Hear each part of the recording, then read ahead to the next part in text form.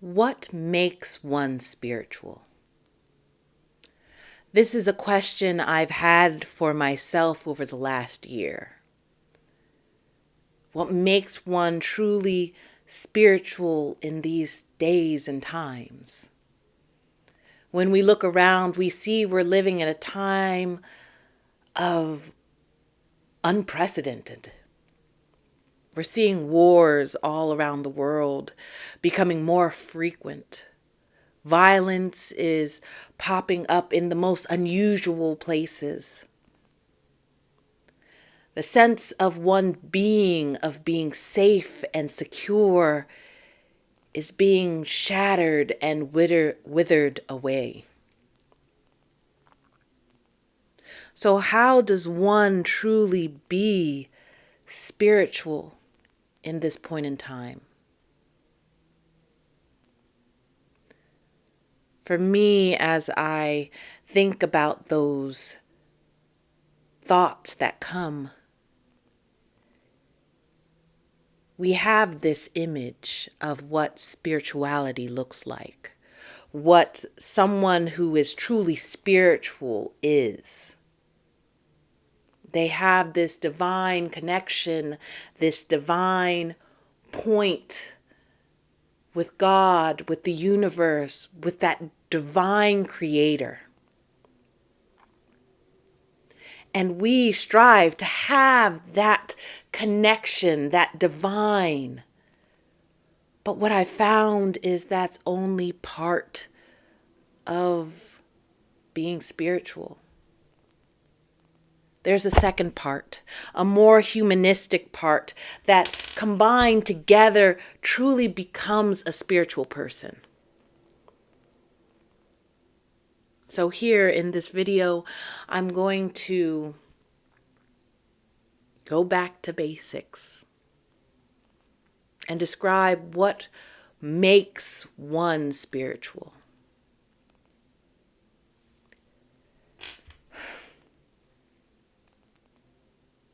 Now, first,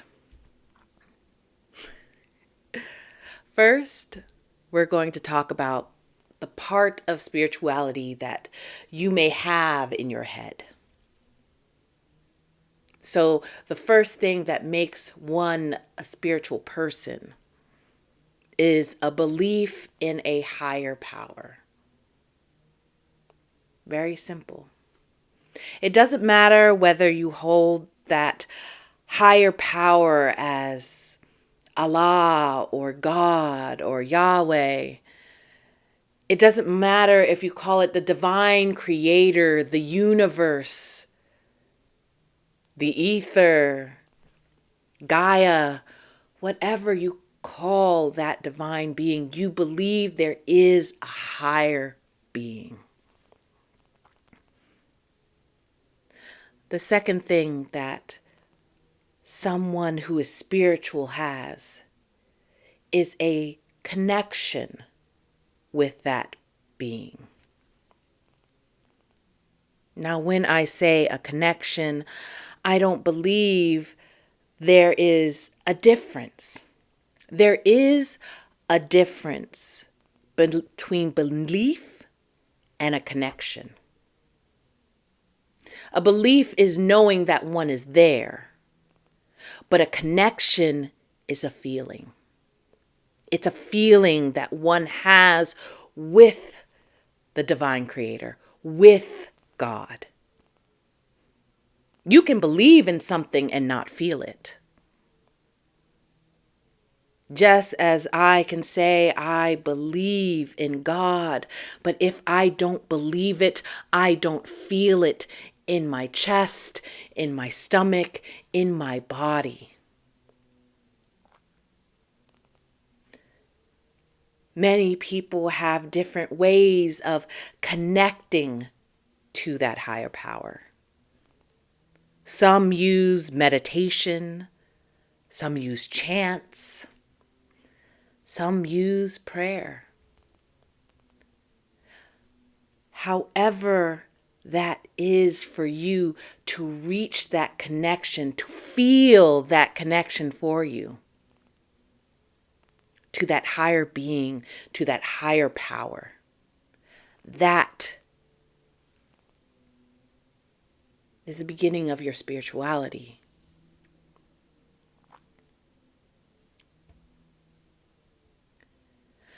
The third thing that you should have in being a spiritual person on this earth is a curiosity of a want to have a higher consciousness, a need for inner peace. Our world is busy and confusing, and this need for inner peace, this want and need to have a higher conscious about you in the world is needed. Now, these first three things about what you need to be a spiritual person are things that are very easy to rattle off, easy to say, because so often that is what is depicted in movies, in TV. But that's only one side of the coin. That is the higher reach that we have about ourselves. But there's also another side of the coin. It's the more humanistic side, the human being side of all of us. Because you cannot have that lofty goal of consciousness without still being here in the world. So the fourth thing that you need to have to be considered spiritual in this world is a pursuit of personal growth and understanding of oneself.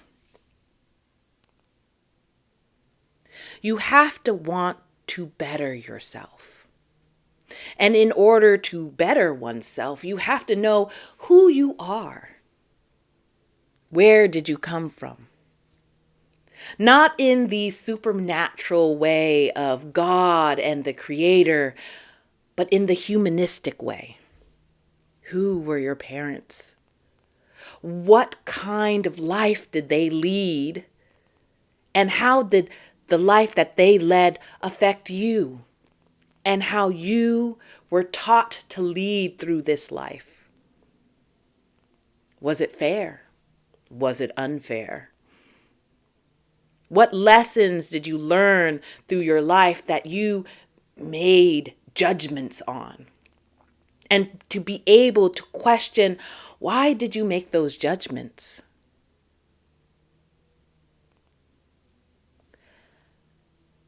The fifth thing that you need to have to be spiritual in this day and age is compassion. You see, once you understand yourself, why you're here, why you think the things you think, how the outside influences of your parents, your friends have influenced you and how you think, you're able to see the compassion for others. You are able to empathize with your enemy. You're able to empathize with a person around the world. Someone who speaks a different language. Someone who looks differently than you. You see, there is a slight disconnect right now. People are not looking into themselves and understanding who they are and how their world shaped them. And understand not every body is shaped the same way. And so they seem to not have any compassion for the other person, the person that doesn't look like them, that doesn't speak like them. The sixth and final thing one needs to have true spirituality is to have acceptance in how things are in this very moment, which also means being present.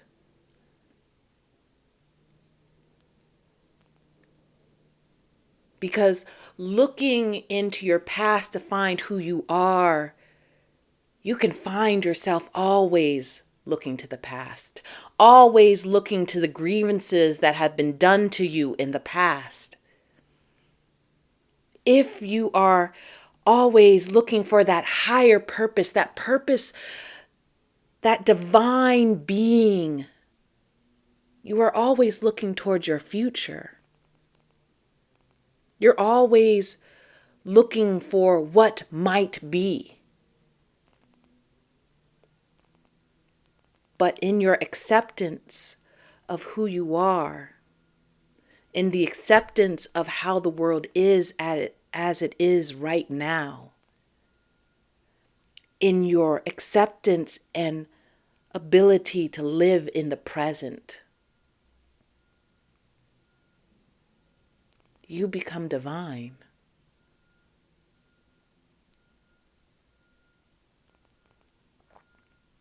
So in this world that seems hell-bent on being destroyed, you can hold your spirituality. You can hold your love, your divine and your humanistic side. They are there to be balanced. You must balance both of them. And if you lean too far in one, believe me, the other will come to try to straighten you out.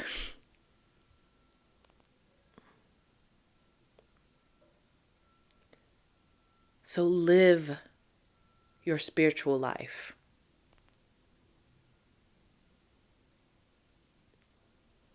Or like a saying would say, live with your head in the clouds and your feet on the ground.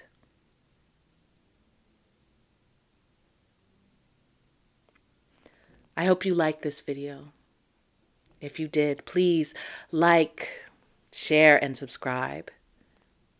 And I'll see you next time. Bye-bye.